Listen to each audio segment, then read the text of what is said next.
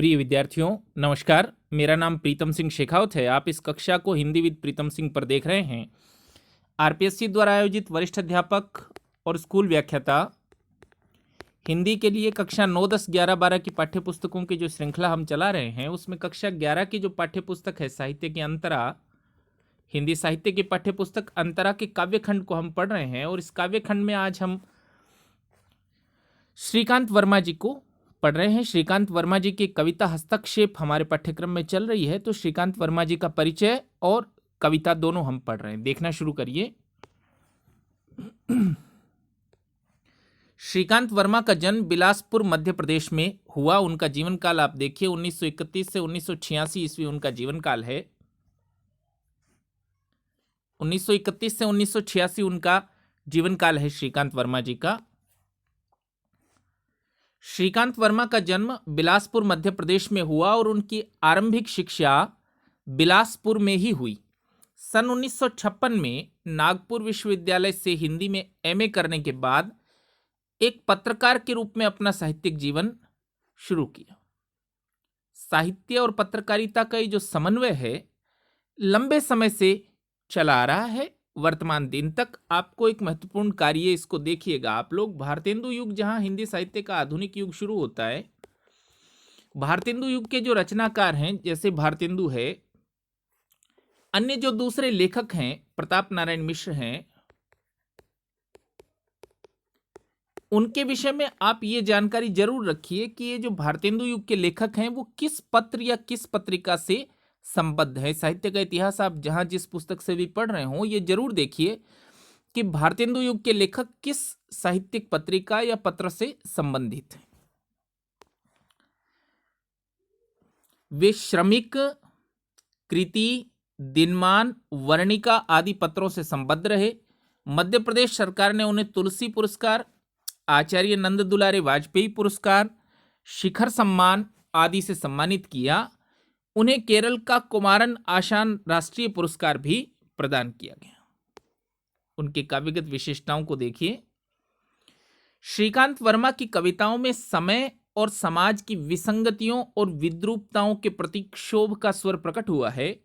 उनके काव्य संग्रह देखिए, भटका मेघ, दिनारंभ, माया दर्पण, जलसाघर और मगध। देखिए, पीएससी जब सवाल बनाती है तो लेखक के जीवन काल को, उसकी कविता की प्रमुख प्रवृत्तियों को और उसकी प्रमुख रचनाओं पर सीधे सवाल बनाती है। जैसे प्रश्न हो सकता है आपके लिए कि मगध किस कवि का काव्य संग्रह है, तो हमें प्रत्येक कवि के कवि परिचय को लिख लेना है, उसको ठीक से याद कर लेना है, ताकि जब वो पूछे कि किस कवि का काव्य संग्रह, तो हम उसे पहचान सकें।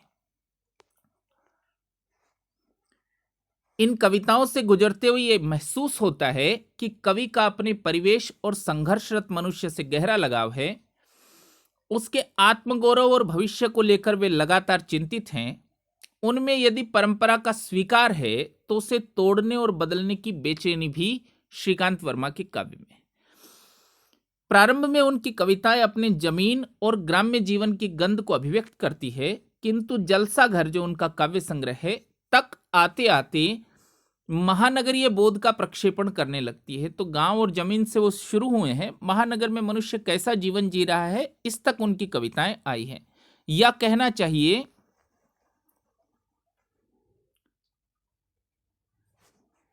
शहरीकृत अमानवीयता के खिलाफ शहरों ने जो एक अमानवीयता उत्पन्न कर दी है, एक संवेदनात्मक बयान में बदल जाती है। इतना ही नहीं, इनके दायरे में शोषित, उत्पीड़ित और बर्बरता के आतंक से में जीती पूरी की पूरी दुनिया सिमट आती है। उनकी कविताओं में अभिव्यक्त यथार्थ हमें अनेक स्तरों पर प्रभावित करता है। उनका अंतिम काव्य संग्रह मगध देखिए, उनके जो भी काव्य संग्रह, उनमें सर्वाधिक प्रसिद्ध काव्य संग्रह मगध को कहना चाहिए।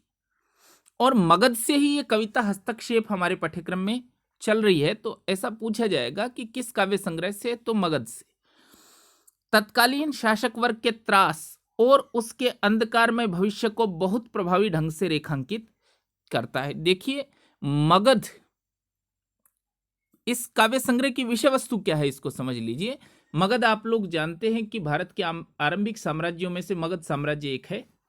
तो मगध साम्राज्य में जनता कैसे पिस रही है, इस बहाने वो आधुनिक सरकारों पर भी व्यंग्य करते हैं।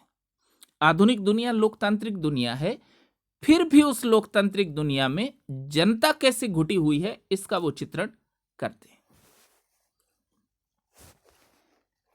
उनकी अन्य प्रकाशित महत्वपूर्ण रचनाएं हैं झाड़ी संवाद उनका कहानी संग्रह है, दूसरी बार उनका उपन्यास है, जिरह उनका आलोचनात्मक ग्रंथ है, अपोलो का रथ उनका यात्रा वृत्तांत है। देखिए यात्रा वृत्तांत में जो प्रसिद्ध रचनाएं हैं उनमें से एक अपोलो का रथ है। फैसले का दिन उनकी एक अनुदित रचना है और 20वीं शताब्दी के अंधेरे में साक्षात्कार और वार्तालाप ग्रंथ है। देखिए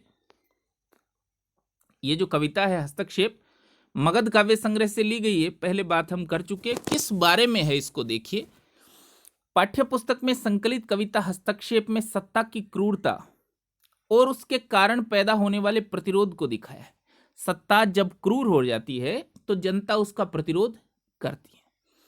व्यवस्था को जनतांत्रिक बनाने के लिए समय समय पर उसमें हस्तक्षेप की जरूरत होती है, वरना व्यवस्था निरंकुश हो जाती है। तो जनतंत्र में भी हम जनता ही सरकार चुनते हैं, पर सरकार को चेताने के लिए भी हस्तक्षेप जरूरी है। ये श्रीकांत वर्मा की कविता का प्रतिपाद्य है। इस कविता में ऐसे ही तंत्र का वर्णन है जहां किसी प्रकार के विरोध की गुंजाइश नहीं छोड़ी गई है। ऐसा अधिनायकवादी तंत्र जहां कोई गुंजाइश नहीं है, तो कवि प्रश्न खड़ा करता है कि जहां मुर्दे का भी हस्तक्षेप करना संभव है, मुर्दा आदमी भी कोई हस्तक्षेप करता है, तो समाज में जीता जागता मनुष्य चुप क्यों है। देखिए जब भी सरकारें निरंकुश हो जाएं, श्रीकांत वर्मा क्या कह रहे हैं, वो लोकतांत्रिक हों या अधिनायकवादी सरकारें हों, जब सरकार निरंकुश है तो जरूरी है हस्तक्षेप। एक मशहूर लैटिन क्रांतिकारी है चे ग्वारा। चे ग्वारा की पंक्ति बहुत मशहूर है, आप इंटरनेट पर की दुनिया में है, चे ग्वारा के बारे में जानिए। चे ग्वारा का कथन मशहूर है कि मैंने श्मशान में उन लोगों को भी मरते हुए देखा है जिन्होंने इस डर से संघर्ष नहीं किया कि कहीं मर न जाएं। चे ग्वारा उनका कथन है कि मैंने शमशान में उन लोगों को भी देखा है जिन्होंने इस डर से संघर्ष नहीं किया था कि कहीं मर न जाएं। यह चे ग्वारा का मशहूर कथन है, इसको देखना शुरू करिए कविता हस्तक्षेप। तो मगध किसका प्रतीक है, पहला प्रश्न हमारे लिए। मगध किसका प्रतीक है, निरंकुश सत्ता का। किसका प्रतीक है, निरंकुश सत्ता का। जब कवि मगध कह रहा है तो मगध हर जगह हो सकता है और वो निरंकुश सत्ता का प्रतीक है। देखिए कोई छींकता तक नहीं इस डर से कि मगध की शांति भंग ना हो जाए। तो एक निरंकुश सत्ता में लोग ऐसे जी रहे हैं, छींकते भी नहीं है कि कहीं मगध की शांति भंग ना हो जाए। मगध को बनाए रखना है तो मगध में शांति रहनी ही चाहिए। कि साम्राज्य को बनाए रखना है हमें तो उसमें शांति बनी रहनी चाहिए। अब देखिए जो निरंकुश सत्ता होती है वो लोगों को हमेशा ये कहती है कि तुम ऐसे मत करो, इससे देश का नाम खराब होता है, इससे राज्य का नाम खराब होता है। हस्तक्षेप कविता उसका विरोध कर रही है। देखिए मगध है तो शांति है और कोई चीखता तक नहीं इस डर से कि मगध की व्यवस्था में दखल न पड़ जाए। मगध में व्यवस्था रहनी ही चाहिए। कोई चीखता नहीं, चीखता नहीं, इसका भाव लिख लीजिए। अन्याय का प्रतिरोध नहीं करना, अन्याय का प्रतिरोध नहीं करना, ठीक है। कोई चीखता तक नहीं इस डर से कि मगध की व्यवस्था में दखल न पड़ जाए। मगध में व्यवस्था रहनी ही चाहिए, मगध में व्यवस्था बनी रहनी चाहिए। ऐसा निरंकुश सत्ता के लोग कह रहे कि चीखो मत, चीखो मत, क्योंकि व्यवस्था में दखल पड़ता है। देखिए मगध में न रही तो कहां रहेगी, क्या व्यवस्था।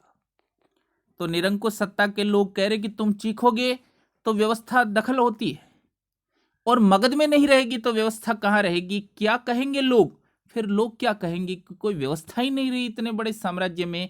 ये सब बहाने हैं निरंकुश सत्ता के, निरंकुश सत्ता के बहाने हैं सब, कि वो प्रतिरोध नहीं करने देती। तुम्हारे प्रतिरोध से लोगों के सामने राज्य की इमेज खराब होती है, ऐसा निरंकुश लोग हमेशा कहते रहे। देखिए,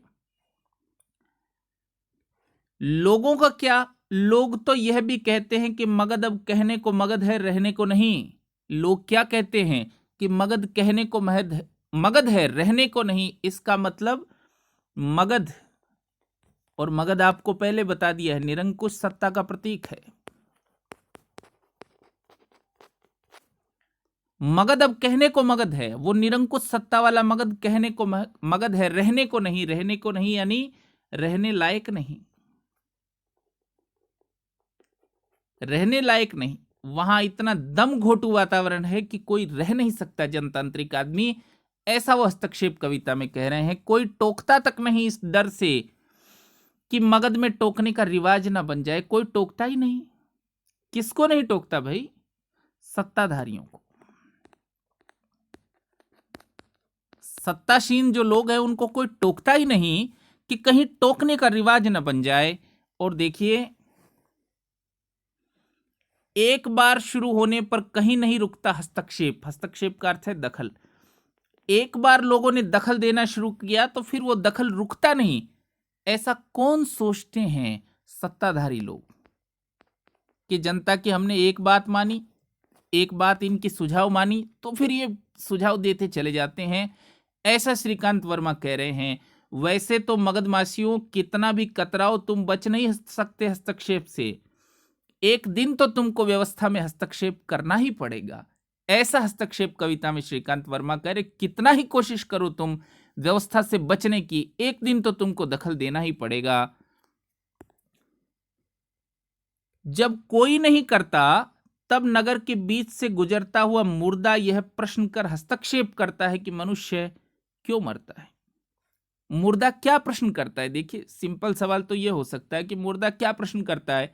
मनुष्य क्यों मरता है, यह प्रश्न करता है। और अर्थ क्या है इसका कि जब मुर्दा भी हस्तक्षेप कर सकता है, जब मुर्दा भी हस्तक्षेप कर सकता है,